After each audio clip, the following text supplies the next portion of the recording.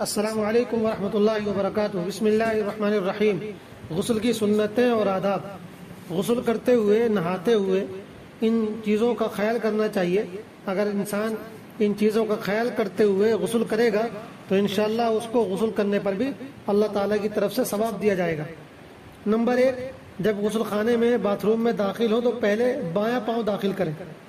Number 2، غسل کرتے ہوئے، نہاتے ہوئے اپنے سطر کو زیادہ سے زیادہ چھپائے رکھنے کی کوشش کرنا، یعنی بالکل ننگے ہو کر، برہنہ ہو کر غسل نہیں کرنا چاہیے۔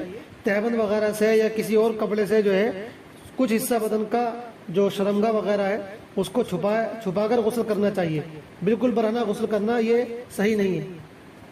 نمبر 3، غسل کرنے سے پہلے اپنے ہاتھوں کو گھٹوں تک دھونا، اور اگر بدن پر کوئی گندگی لگی ہوئی ہو تو پہلے اس گندگی کو دھو لینا، اس کے بعد پھر غسل شروع کرنا۔ نمبر 4، غسل کرنے سے پہلے سنت طریقے سے وضو کرنا، پورا وضو جیسے نماز کے لیے کیا جاتا ہے ویسے جو ہے نہانے سے پہلے غسل خانے کے اندر ہی جو ہے اس طرح کا وضو کرنا چاہیے، یہ بھی سنت ہے۔ نمبر 5، جب بدن پر پانی ڈالیں تو پہلے سر پر پانی ڈالنا۔ نمبر 6، پھر دائیں جانب پانی ڈالنا، دائیں کندھے سے، دائیں بوڈی پر، اور پھر اس کے بعد بائیں جانب، بائیں کندھے سے جو ہے بائیں طرف کے حصے پر پانی ڈالنا۔ نمبر 7، پورے بدن پر 3 مرتبہ پانی ڈالنا۔ 1 مرتبہ پانی بہانا پورے بدن پر یہ فرض ہے۔ اگر کوئی ذرا سی بھی جگہ سوکھی رہ گئی اور 1 مرتبہ بھی وہاں پانی نہیں پہنچا تو پھر غسل ہی نہیں ہوگا۔ 1 مرتبہ تو پانی بہانا پورے بدن پر یہ فرض ہے، ضروری ہے، لیکن 3 مرتبہ پوری باڈی پر، پورے جسم پر پانی بہانا یہ سنت ہے۔ نمبر 8،